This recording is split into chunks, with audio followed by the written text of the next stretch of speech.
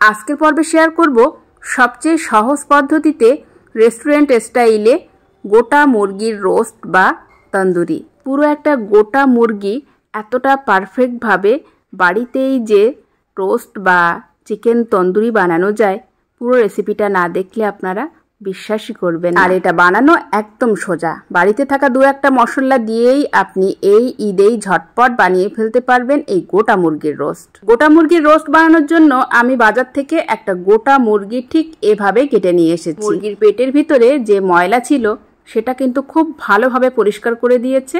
আর তাছাড়াও আমি বাড়িতে এনে আবারও খুব ভালো করে পরিষ্কার করে নিয়েছি। এখন আমি একটা ছুরি দিয়ে এই মুরগিটাকে কিছু কিছু জায়গায় এভাবে কেটে নেব। আপনারা আমার হাতের দিকে তাকালেই বুঝতে পারবেন আমি কোথায় কোথায় মুরগিটাকে কেটে নিচ্ছি। এতে করে কি হবে, মুরগির ভিতরে মশলাটা খুব ভালোভাবে চলে যাবে। আমি এখানে পুরো গোটা মুরগিটা কিন্তু এভাবে প্রত্যেকটা সাইড দিয়ে এভাবে কেটে নিয়েছি। এতে করে এই মুরগিটা খুব ভালোভাবে রোস্ট হবে।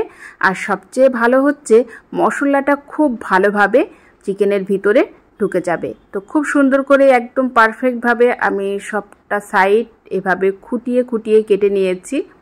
এবার এটা একদম কমপ্লিট। এবার আমি একটা মশলা বানিয়ে নেব। তন্দুরির জন্য যে মশলাটা সেটা বানিয়ে নেব। প্রথমেই 1.5 টেবিল চামচ পরিমাণ আদা রসুন বাটা দিয়ে দিলাম, লঙ্কার গুঁড়ো 1 টেবিল চামচ পরিমাণ, হলুদের গুঁড়ো, ধনিয়ার গুঁড়ো, স্বাদ মতো দিয়ে দিলাম লবণ, 1 টেবিল চামচ পরিমাণ দিয়েছি তন্দুরি মশলা, হাফ চা চামচ পরিমাণ দিয়ে দিলাম গোলমরিচের গুঁড়ো, আর 2 টেবিল চামচ পরিমাণ দিয়ে দিচ্ছি টক দই। আর তন্দুরি মশলাটা যদি আপনাদের হাতের কাছে না থাকে সেক্ষেত্রে কিন্তু আপনারা গরম মশলা পাউডার কিংবা যদি বিরিয়ানির মশলা থাকে সেটাও অ্যাড করতে পারেন। এরপর আমি এখানে দিয়ে দিচ্ছি প্রায় হাফ কাপ পরিমাণ সরিষার তেল। আপনারা চাইলে সরিষার তেলের পরিবর্তে রিফাইন তেল ব্যবহার করতে পারেন। এবার সব কিছু একসাথে ভালো করে মেশাবো। পুরো এই মশলাটা খুব ভালোভাবে মেশাতে হবে, তাহলে কিন্তু চিকেন রোস্টটা খেতে অনেক বেশি টেস্টি হবে। তো সব কিছু ভালো করে মাখিয়ে নিলাম। এবার আমি এখানে টমেটো স্যুপ পাউডার দিয়ে দিলাম প্রায় 1 টেবিল চামচ পরিমাণ। এতে করে স্বাদটা অনেক ভালো আসবে। আপনাদের কাছে যদি টমেটো স্যুপ পাউডার না থাকে সেক্ষেত্রে আপনারা টমেটো কেচাপ বা টমেটো সসও অ্যাড করতে পারেন, ওই 1 থেকে 1.5 টেবিল চামচ পরিমাণ। এবার সব কিছু একসাথে খুব ভালো করে ফেটাতে হবে। এই পর্যায়ে মশলাটা যত ভালোভাবে ফেটাবেন এই তন্দুরি চিকেনটা খেতে কিন্তু ততটাই সুস্বাদু হবে। তো এখানে মশলাটা একদম পারফেক্টভাবে আমার ফেটানো হয়ে গেছে। এবার এই মশলাটাকে খুব ভালোভাবে গোটা চিকেনের ভিতরে খুব ভালোভাবে মাখিয়ে নিতে হবে।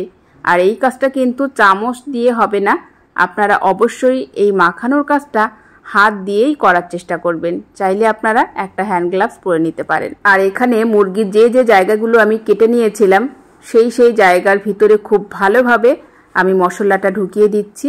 আর এই মশলা মাখাটা একটু হাতে সময় নিয়ে করবেন। খুব ভালোভাবে প্রত্যেকটা ভাজে ভাজে কিন্তু মশলাটা ঢোকাতে হবে, তাহলে তন্দুরিটা খুব ভালো টেস্ট হবে। পুরো মশলাটা মুরগির প্রত্যেকটা অংশে খুব ভালো করে ঘষে ঘষে মাখিয়ে নিলাম। এবার মুরগির পেটের যে ফাঁকা অংশটা ভরার জন্য আমি এখানে কিছুটা ক্যাপসিকাম, কিছুটা গাজর, টমেটো, কিছুটা পুদিনা পাতা আর কাঁচা লঙ্কা নিয়েছি। এখন সেগুলো সবটাই আমি এই ফাঁকা অংশে ভরে দেব।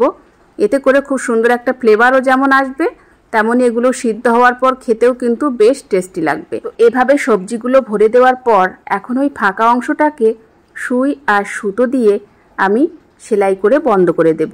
মোটামুটি এলোপাতাড়িভাবে আমি সেলাই করে দিচ্ছি, যাতে ভিতরের হাওয়াটা বাইরে আসতে পারে আর বাইরের হাওয়াটা ভিতরে যেতে পারে, শুধুমাত্র যাতে সবজিগুলো বেরিয়ে না আসতে পারে। এখন কিন্তু আমাদের চিকেনটা অলমোস্ট রেডি। আমি 30 মিনিটের মতো এটা রেস্টে রেখে দিয়েছিলাম। আর এবার আমি এটাকে ভেজে নেব। আমি কড়াইয়ে দিয়ে দিয়েছি সাদা তেল, আপনারা চাইলে এখানে সরিষার তেলেও ভাজতে পারেন।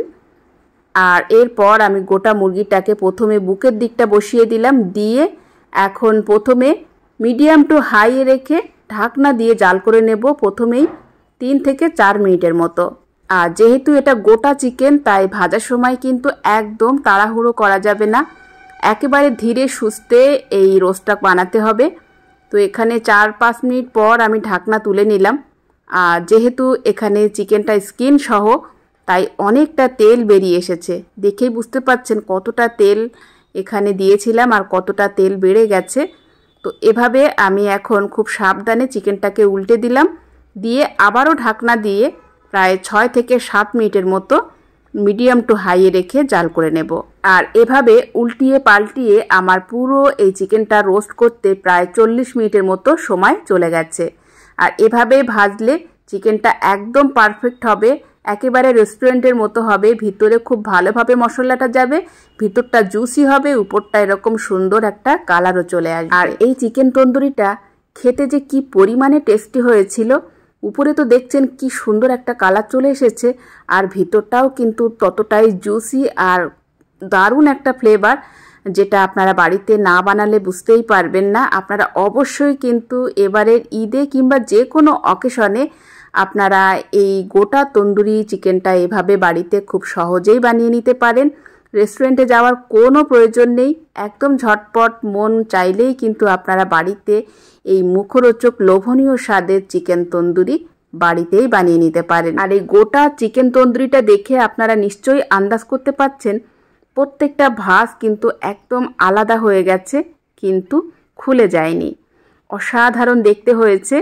যে কোনো অনুষ্ঠানে কিংবা যে কোনো জন্মদিনের পার্টি বা অকেশনে এমন একটা গোটা চিকেনের তন্দুরি বানালে কিন্তু পরিবারের সবাই অনেক খুশি হয়ে যাবে। আশা করি গোটা মুরগির তন্দুরি বা রোস্টের এই সহজ রেসিপিটি আপনাদের সবার ভালো লেগেছে। ভালো লাগলে প্লিজ একটি লাইক দিতে ভুলবেন না, আমার চ্যানেলটিকে সাবস্ক্রাইব করে রাখবেন। পেজ থেকে দেখলে অবশ্যই পেজটিকে ফলো দিয়ে রাখবেন। আজকের মতো এখানেই বিদায় নিচ্ছি। ভালো থাকবেন সবাই। ফিরে আসবো এরকম নতুন আরও একটি রেসিপির সাথে। ধন্যবাদ।